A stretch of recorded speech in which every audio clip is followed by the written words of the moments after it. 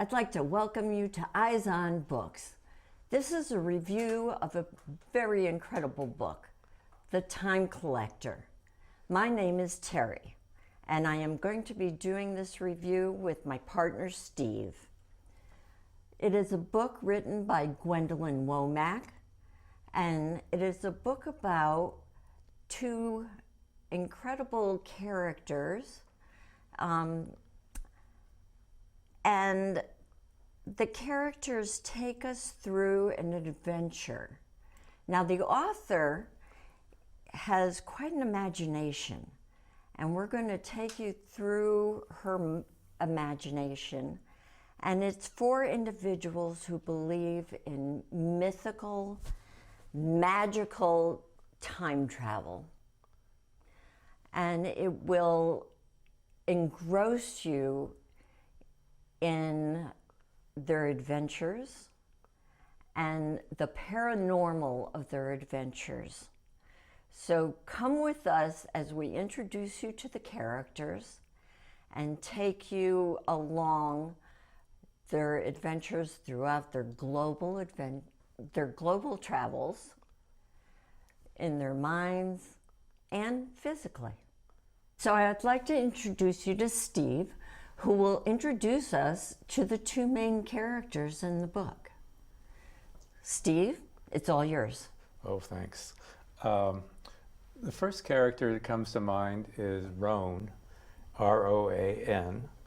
He's a interesting man who comes from New Orleans, where he used to live, and he's kind of a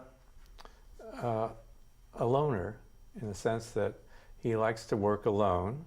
He has these magical hands. When he puts his hand on an object, he can tell the history of the particular article. And he kind of collects antiques. He collects these antiques and finds out through his hands who they belong to. And of course, the people, because it's antique, don't really remember, who the owner of this antique is, but there are living families. So they track down the family and they return the article, the antique, to the original family. That's his. He's very enthusiastic about doing something for other people.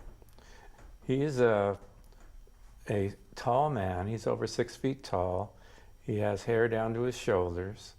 He kind of looks formidable because he dresses in all black, including he wears some gloves. So when he touches something, he doesn't get that history. He doesn't get drawn in to the history.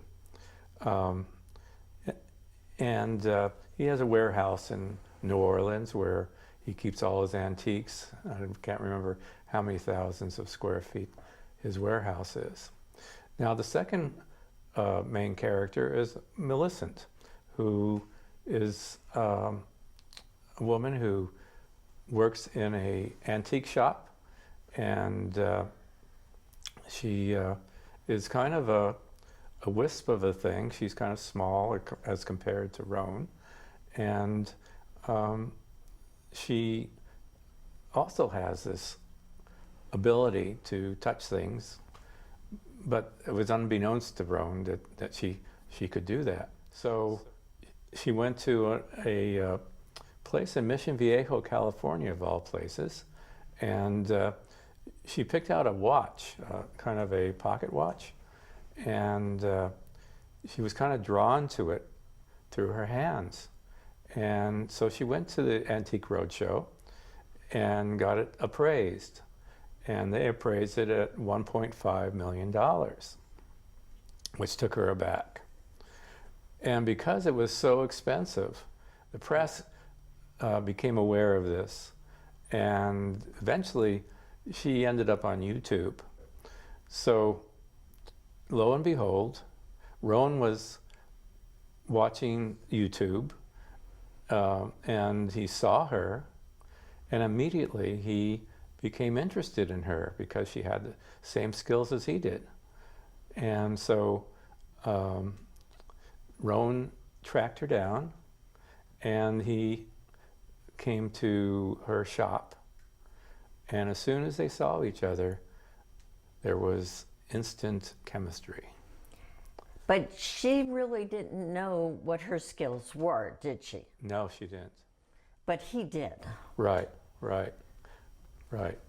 Well, in the past, she was able to have some kind of intuitive skills. She didn't know what it was, but when she met Roan, she found out that she is similar to him, perhaps not as powerful or as attuned to attuned to the histories of the things she handled. But not right away. Right. Not right away. That's where the mystery comes in. Right. Because there's a lot that builds into it. Yes? Yes. Well, this is a love story that's kind of intertwined throughout the story, and it's kind of one of those where they, it's like on Hallmark, where these people are attracted to each other, but the situation doesn't come up where they can show their affection and all of a sudden become aware of their true feelings for each other. So Roan goes to her for the purpose of saving her. Right. But why does he have to save her? Well, he finds out that there are... Roan belongs to... let me see. Roan has a friend named Stuart. Now, Stuart is another person who has this kind of skill. And they're called? Psychometrists. Okay. And so he finds out that there are people missing or being killed. Who are all? Psychometrists. Okay. And so he's wondering, because his friend Stuart had been kidnapped, or he didn't hear from him when they were supposed to go rock climbing. And so he became worried about it. But then with some other instances where there was houses that were on fire and there was people who got killed and so on, he became worried about Millicent, who he has feelings for. And so he kind of went after the fire to her house and her mother's house. He went there and took control. He said, "We got to get you out of here because there's somebody who wants to do you harm, or to do us harm, because we're all psychometrists." And she didn't even know that word existed yet. Right. And hers was a house that was on fire because somebody came to do her harm. Right. To try to get her the watch. Right. And other belongings that she had. Right. Because of her skills. Yeah, it was very interesting that she came home from work and she turned the knob on her door and she felt this, that there was some malevolent, somebody who was malevolent handled the door. And so she kind of got a little scared, but didn't think much of it. And then a couple days later, she and her brother, Parker, who's 11 years younger, smelled smoke. And they had to go down a tree because there was fire all over the place. And they shinnied themselves down the tree to safety. And then she called Roan, and Roan immediately hopped a plane and came and swooped she and the brother up and flew them to New Orleans, where he thought that she would be safe. And that's where it all really started building. Right. We'll be right back with the author Gwen Womack, and we look forward to talking with her to get some insight into her perspective on this book.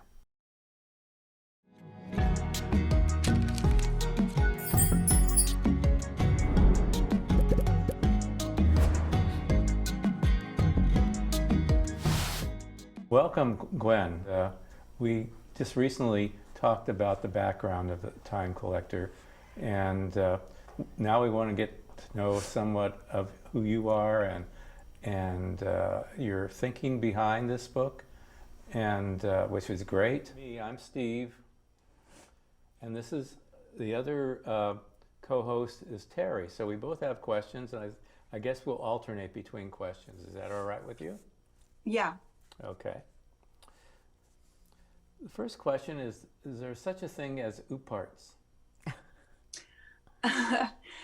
Yes, ooparts are out-of-place artifacts, and it is an anomaly that sometimes happens in archaeology where they'll find an object at a dig and it doesn't really belong there. It's just, so they call it an oopart. And when I learned of that, I was always fascinated with the idea, well, wow, this would make a great, element to put into a mystery, a story. And when I started writing The Time Collector, it was just the perfect vehicle to play with. So yeah, you can Google it, and there'll be some articles will come up and examples. So Now, does the word ooparts, does that have a particular meaning? OOPARTS?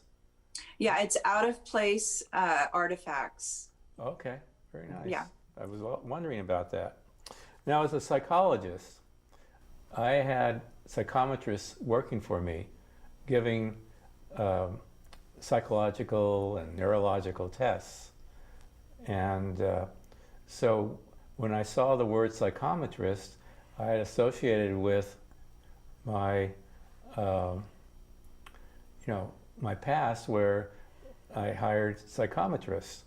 So are people who have this special skill actually called psychometrists? Yes, a psychic who relies on touch and objects in order to get a reading, they are called psychometrists. And I did not make up that name for them. So I was aware that there are, there's a psychometrist who's in the medical field that has nothing to do with this ability. So, but yeah, I did not make up the term, and so I just went with it. Oh, which is scary. Hi, Gwen. Hi. What made, first of all, I loved your book. Thank you.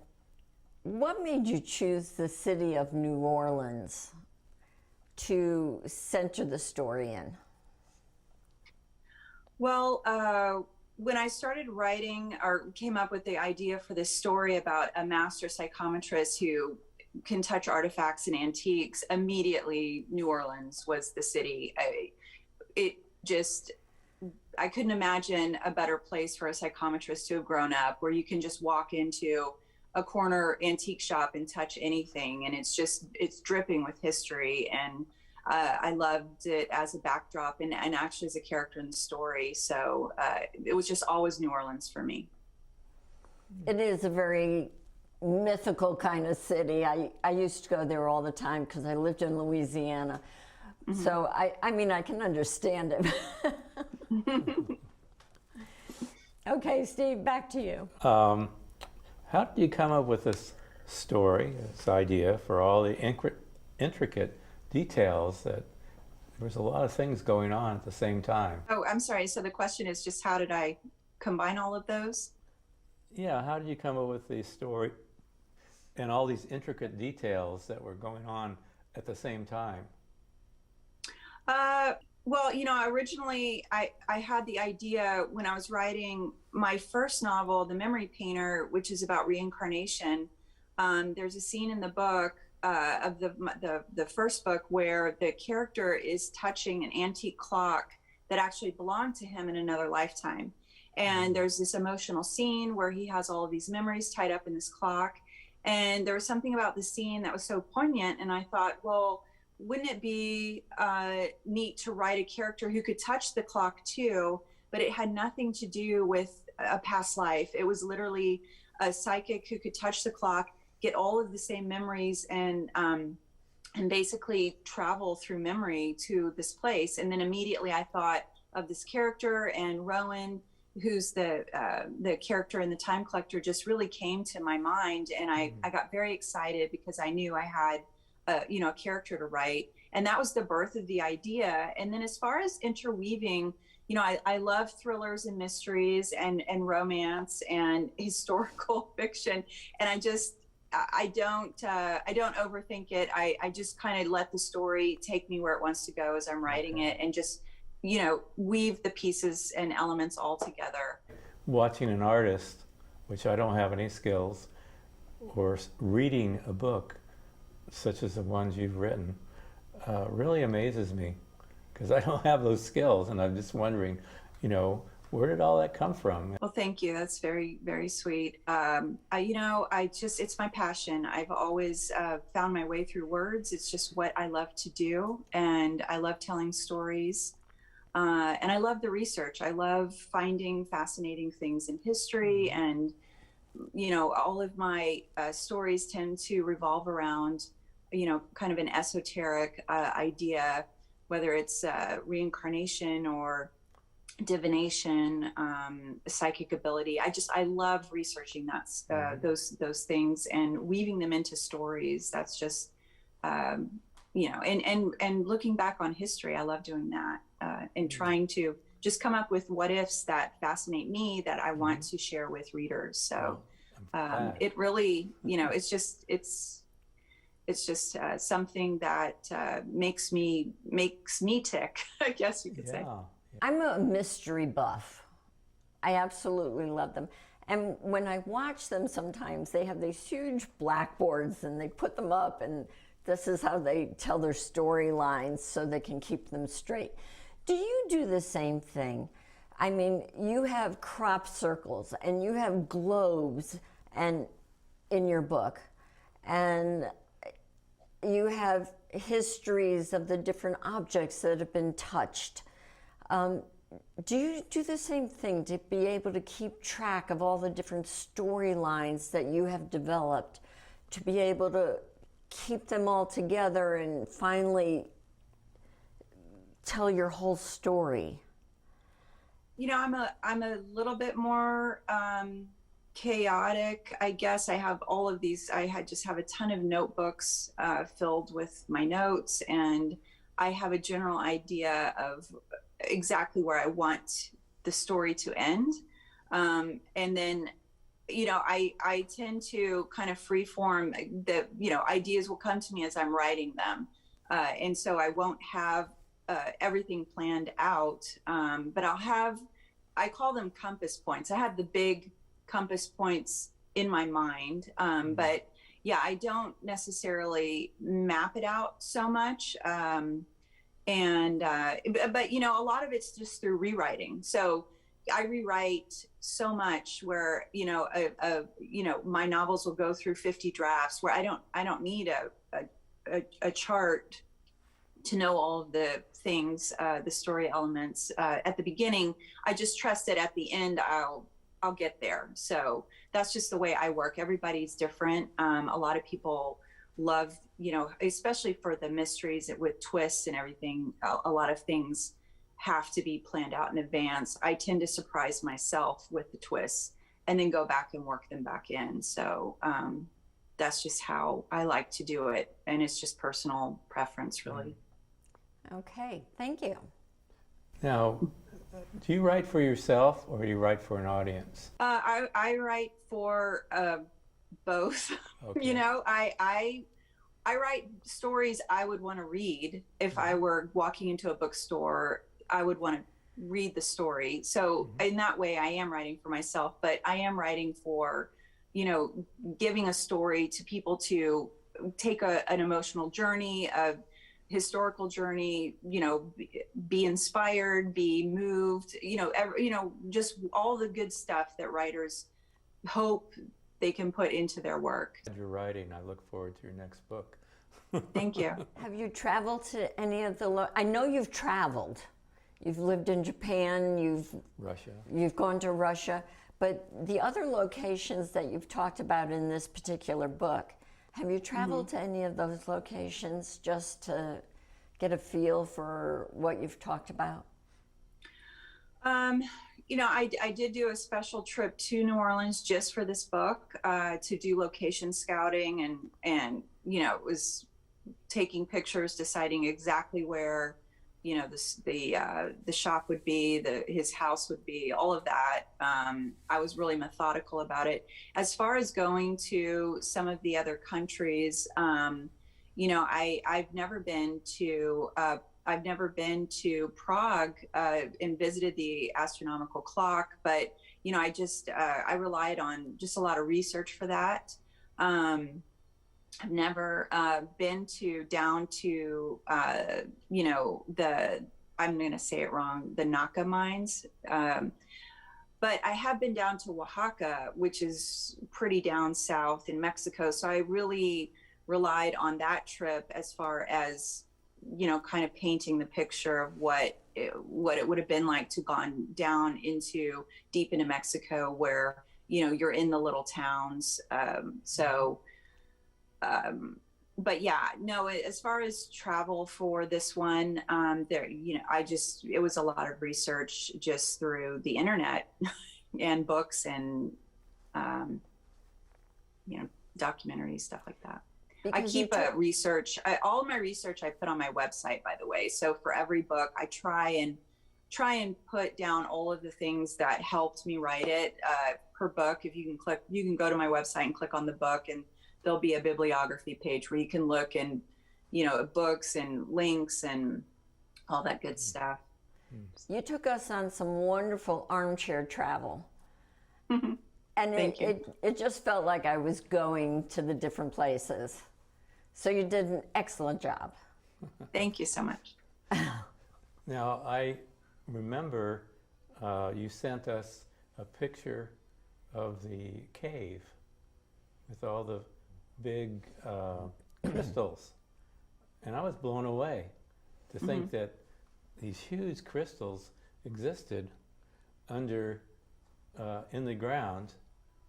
And it's amazing. I mean, they had a person next to one of those crystals, and it was like an ant.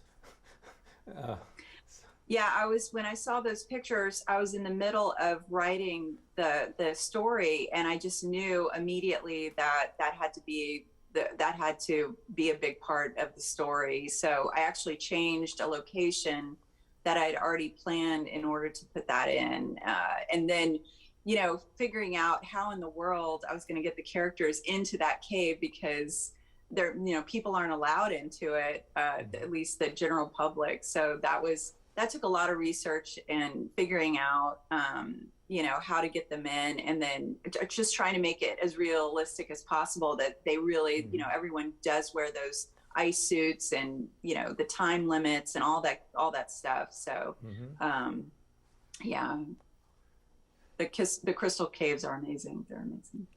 And that's another reason why people should read the book, because it was so fabulous. Yeah. Thank you. Yeah. Another question comes to mind. Has to do with, I'm having a senior moment right now. I had a question in my mind. I'm not going to tell the end of the story, but in this situation where everybody's holding on to Roan's hand, and it was like the energy of, let's say, 4 or 5 people. And I'm just wondering, Sun, who is another character in the book. Don't give the ending away. I won't. Anyway, I'm just wondering, how did that come to your mind? It's really just when I'm creating the scene in the moment, it just seemed like the right thing to do. And are there people who go so deeply into the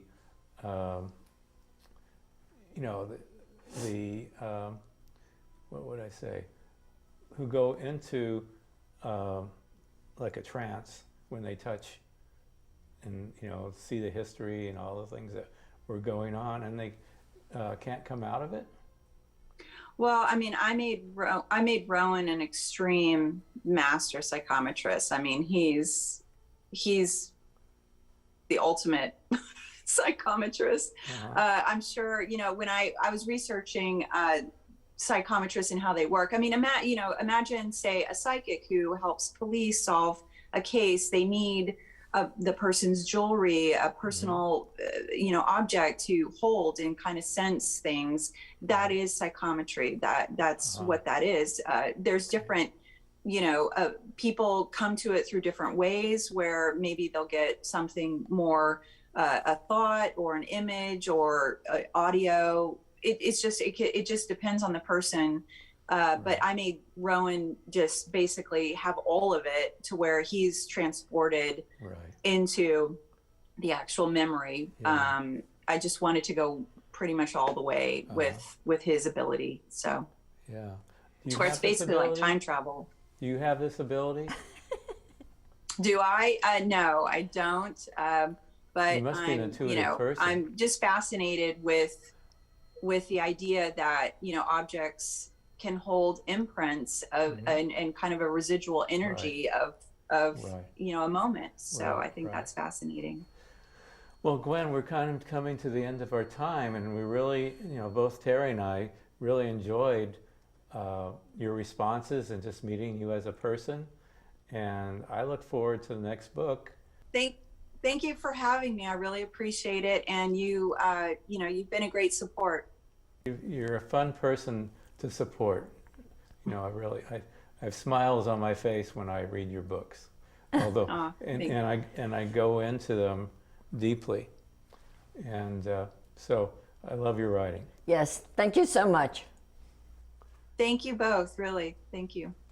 And we hope that you will tune in next month to Eyes on Books, where we'll have another author, and we'll also have 2 interviewers or co-hosts. And this was really a fun experience.